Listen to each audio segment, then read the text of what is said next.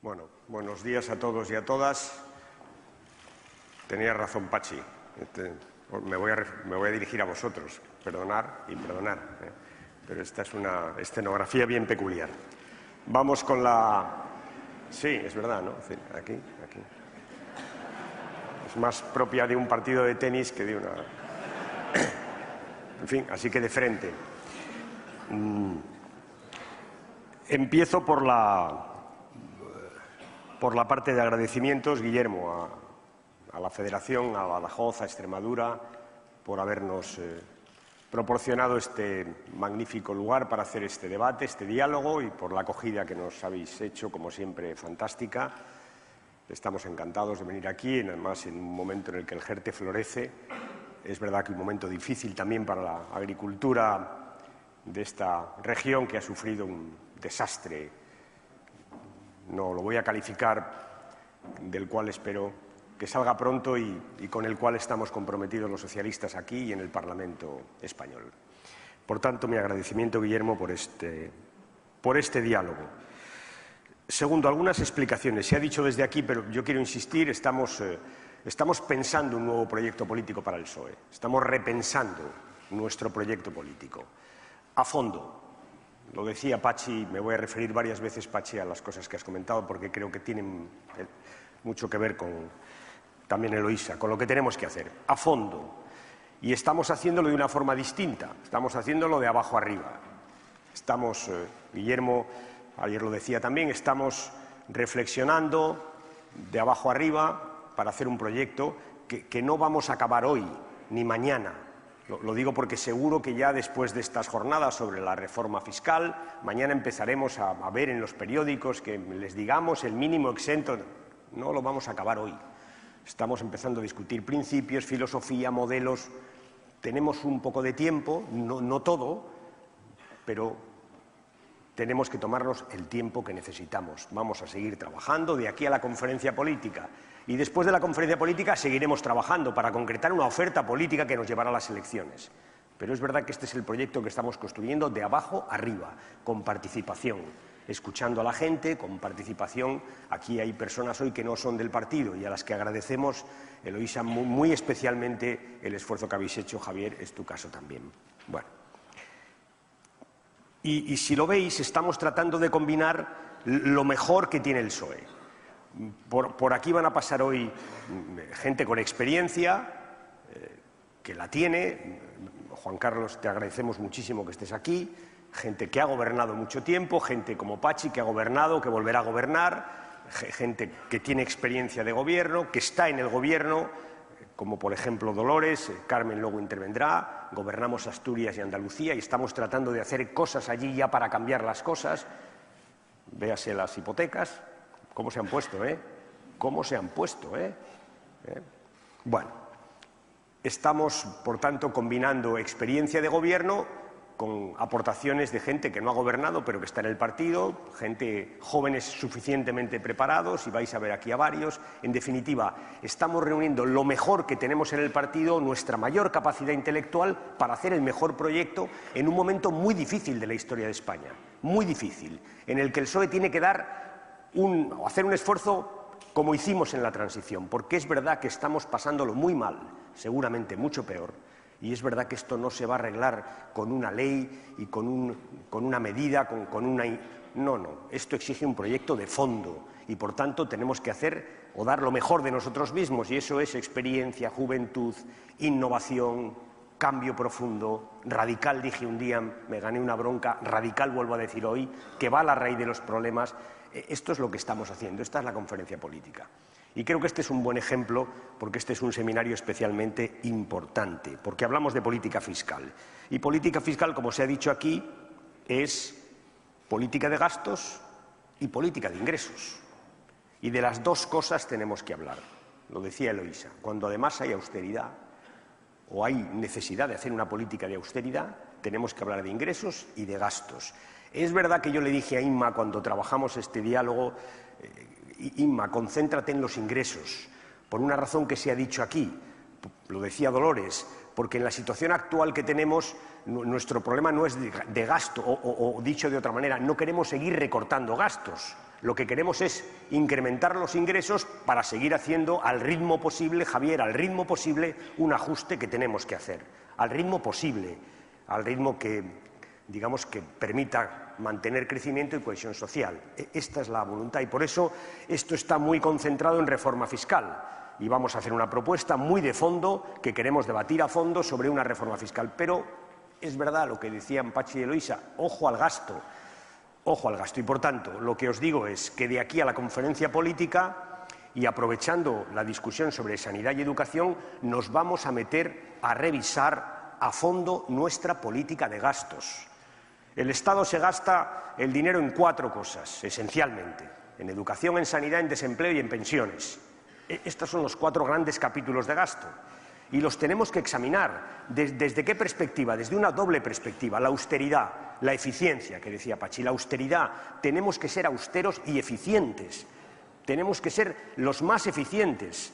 Los que defendemos el estado del bienestar tenemos que garantizar que no hay un euro que se desperdicia, ni uno solo, los más eficientes. Y al mismo tiempo tenemos que ser redistributivos. Y es verdad que conviene examinar si lo somos todo lo que podemos. Vuelvo al principio. Cuando además no tenemos un dinero infinito, cuando estamos en una época de restricción, tenemos que ser especialmente eficientes y especialmente redistributivos. Y yo os propongo, y aprovecho para decirlo, que lo hagamos, que revisemos nuestras partidas de gasto, que lo hagamos sin miedo a cambiar lo que tengamos que cambiar y que nos planteemos si estamos siendo todos los redistributivos que queremos ser, porque al final, también se ha dicho aquí, lo que queremos es una sociedad más justa, más igual, y esta sociedad exige que tengamos unos ingresos redistributivos donde paguen más los que más tienen y unos gastos donde tengan más los que más tienen, con algunos límites, que son las clases medias, con las que hay un acuerdo de fondo en la política del estado del bienestar, que es aquel según el cual contribuyen, pero al mismo tiempo se benefician. Y este es un objetivo de este seminario que recalcaré ahora. Pero hay que revisar el gasto, y os propongo que lo hagamos. Trini, que hagamos una revisión a fondo del gasto sanitario, que nos enfrentemos con algunos elementos del gasto educativo, que hagamos una revisión a fondo del desempleo, que veamos si realmente lo gastamos bien y, sobre todo, si somos suficientemente redistributivos. Y al hacerlo descubriremos, como se decía aquí, que igual gastamos menos de lo que la gente cree, porque la derecha ha conseguido imponer la idea de que nos gastamos mucho. Le voy a decir, últimamente me meto mucho con Olli Rehn y probablemente no soy justo, es el comisario de Economía, es el vicepresidente. Quizá no sea justo, pero claro, cuando le oyes hablar, piensas en que Olli Rehn es finlandés. Y en Finlandia el gasto público es el 55% del PIB, en España es el 45%. Por tanto, oiga, no nos regañe usted tanto, que no nos gastamos tanto, ¿eh? Oiga, que usted es finlandés, no gastamos tanto, pero es verdad que tenemos que gastar mejor. Se ha hablado de eso, ya tendremos tiempo de hacerlo.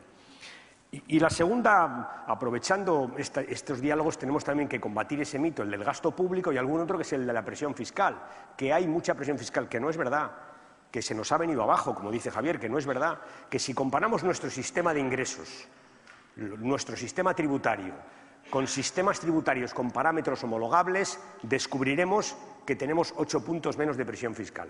¿Por dónde se va?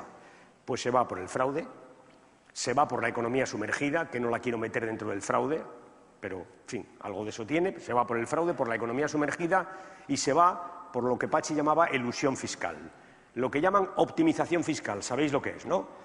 Grandes despachos de ingenieros fiscales que se dedican a aconsejar a gente que tiene mucho dinero cómo sortear el sistema tributario y sus reglas. Esto es donde se va.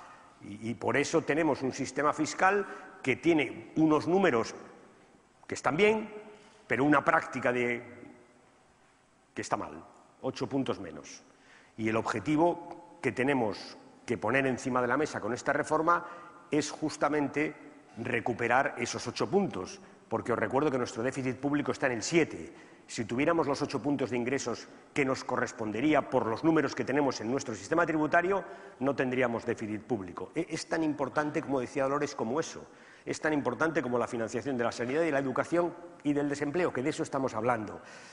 En resumen, tenemos un sistema fiscal que es injusto, que es ineficiente y que es poco transparente. Y lo que tenemos que hacer es poner encima de la mesa una alternativa que sea justa, eficiente y transparente. Y eso es lo que estamos empezando a discutir hoy aquí, esa alternativa. y es enormemente importante porque al final de lo que estamos hablando es de si recortamos o reformamos. Esto es de lo que estamos hablando, si recortamos por gastos o por ingresos, o subimos los ingresos, y nosotros los socialistas tenemos que decir bien claro, entre el recorte social y la reforma fiscal vamos a ir a la reforma fiscal, con toda seguridad, a la reforma fiscal en profundidad. Tenemos un sistema fiscal que funcionó, pero que poco a poco hemos ido convirtiendo en el monstruo de Frankenstein por la vía de ponerle por aquí parches y al final solo ha servido para que haya gente que se escape. Y a esa gente le tenemos que decir, tenéis que contribuir, siempre, pero en crisis todavía más. Tenéis mucho dinero y tenéis que contribuir proporcionalmente al dinero que tenéis para que la gente sufra menos. Este es el lema fundamental. Bueno, con estos principios hemos hecho la propuesta que hacemos, que brevísimamente os voy a resumir, aunque ya la habéis visto porque la hemos repartido. Con estos principios hemos hecho esta reforma, esta propuesta. La propuesta tiene un objetivo, que es recuperar 4 puntos de PIB al final de su puesta en marcha, por tanto 40.000 millones de euros. Este es el objetivo y, por tanto, los números los iremos ajustando a este objetivo. De esto tendremos tiempo de hablar. Y esto es muy importante, tiene una restricción, que llamáis los economistas, ¿no? Una restricción, es decir, cuando hemos hecho la propuesta, la gente que ha trabajado con nosotros le hemos dicho lo que no queremos hacer. No queremos subir los impuestos de las clases medias, no queremos subir los impuestos de los trabajadores, y lo que queremos es subir los impuestos para garantizar los servicios sociales de las clases medias y de los trabajadores. Esa es la filosofía, que quede clarísimo. Esa es nuestra restricción. No vamos a tocar los impuestos de las clases medias y de los trabajadores, y vamos a recaudar más dinero justamente para que estas clases medias y estos trabajadores conserven intactos sus derechos sociales. Esta es la restricción que hemos impuesto al sistema. Y para hacer este nuevo sistema fiscal, como se ha dicho aquí, nos hemos preocupado de las dos cosas que tienes que preocuparte, del fraude fiscal y del propio sistema tributario. Y de ahí nacen las propuestas que hemos hecho. Del fraude fiscal, hablaremos mucho de eso, llevamos tiempo hablando. Yo os voy a decir una cosa que es muy elemental. La derecha dice que lucha contra el fraude fiscal, pero lo que ha hecho ha sido quitar inspectores y hacer una amnistía fiscal, que es demoledora para el fraude fiscal. La amnistía fiscal es demoledora, porque la amnistía fiscal transmite un mensaje muy fácil de entender para la gente. Oye, no paguéis, que al final os irá mejor. Es demoledor. Aparte de que, en fin, han aparecido todos los golfos de España, como ya sabíamos que iba a pasar. Esto es lo que ha hecho la derecha. Y yo os digo, para luchar contra el fraude fiscal hay que tener buenas leyes, sin duda, Guillermo. Leyes muy duras, sin duda. Pero hay que tener muchos inspectores y bien coordinados. ¿Con quién? Con la Inspección de la Seguridad Social y con la Policía y la Guardia Civil. Esto es lo que hay que hacer, tener un buen sistema de persecución del fraude, y para eso hace falta inspectores. Y si coges el gasto que dedican los países de Europa a la inspección fiscal y el nuestro, veremos que es ridículo. Es decir, que tenemos muy pocos inspectores de Hacienda. Y tenemos que tener más, mejor coordinados con los policías, con los guardias civiles, que también investigan delitos fiscales, y con la seguridad social. Esto es lo que tenemos que tener. Y una ley de fraude todos los años. ¿Sabéis por qué? Porque hay gente que cuando sale la ley, esa misma tarde se pone a estudiar cómo la evade, cómo la evita. Esto es lo que pasa, y por tanto cada año el Estado tiene que reflexionar sobre qué ha pasado con lo que ha hecho y corregir. Es una batalla permanente.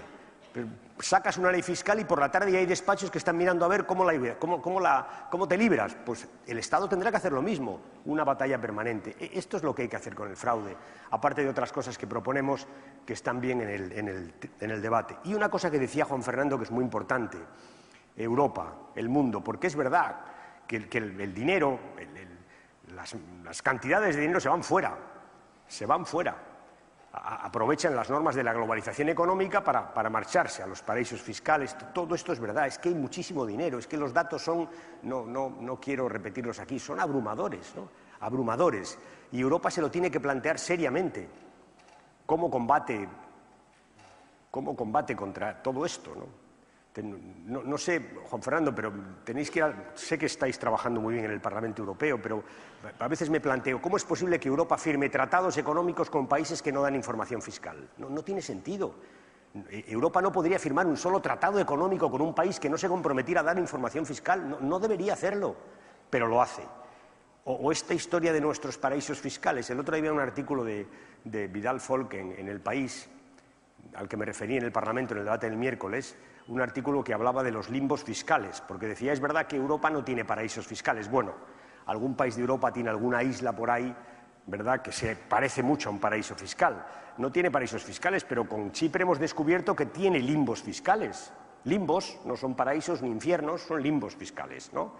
Son, ¿verdad?, casi paraísos. Están dentro de la Unión Europea, ¿sabéis?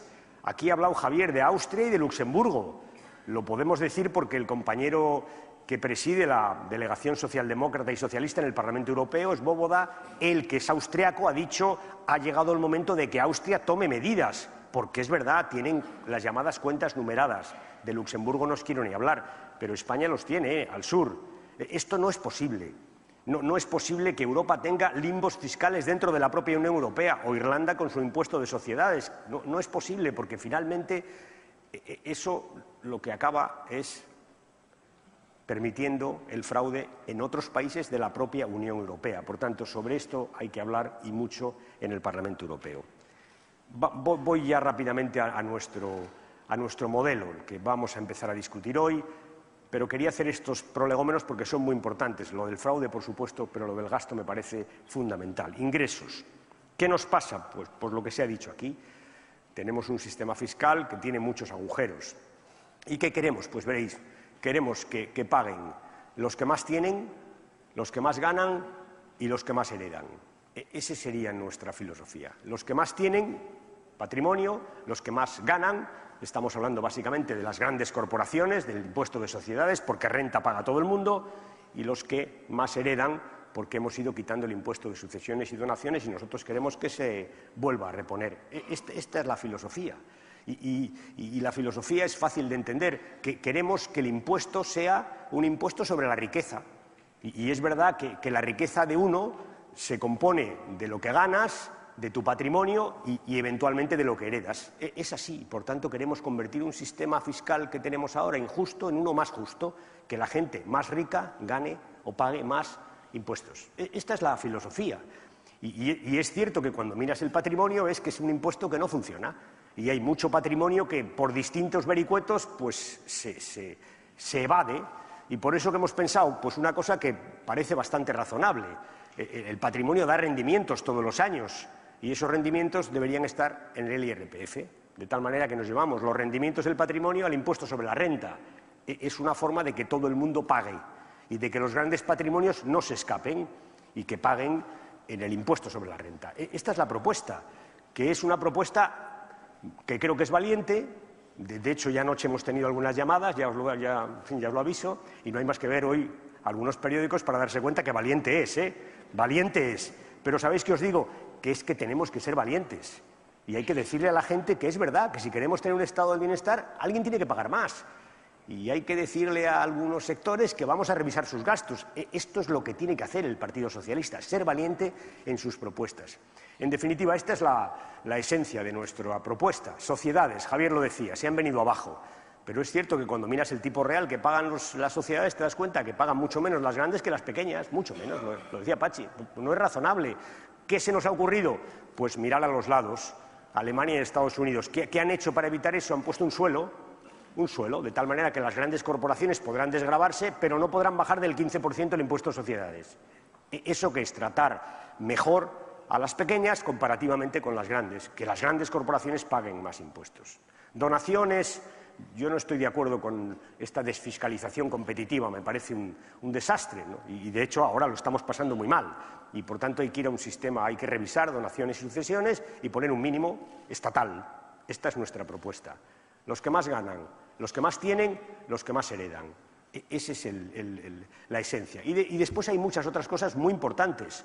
Hablamos de un impuesto para la banca, Juan Carlos nos va a explicar hoy cómo lo hizo, Asturias lo está haciendo. Hablamos de dos impuestos realmente para bancas, una sobre pasivos y otra sobre vamos a llamarlas, las grandes operaciones salariales, para que todo el mundo entienda, ¿no? Dos impuestos. Hablamos de revisar las deducciones, porque son poco justas, son deducciones que no son justas, que no procuran igualdad y por tanto hay que revisarlas y además hay que poner un sistema para que la gente pueda deducir y ahorrar en cosas que quiere, no en lo que el Estado decida. esto es donde vamos a ir, o a lo que queremos ir. Hablamos de una cosa que casi nadie habla, que es del IVA de la sanidad privada y de la educación privada. No me refiero a la concertada, me refiero a la privada.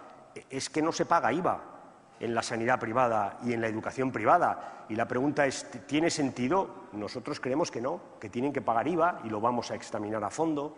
Hablamos de una cosa muy importante, que es la deflactación de las tarifas. Esto suena muy raro, pero es muy importante para la clase media y para los trabajadores, porque si tú no mueves los tramos del IRPF con la inflación, pues resulta que cuando sube la inflación hay gente que sube de tramo ganando el mismo dinero.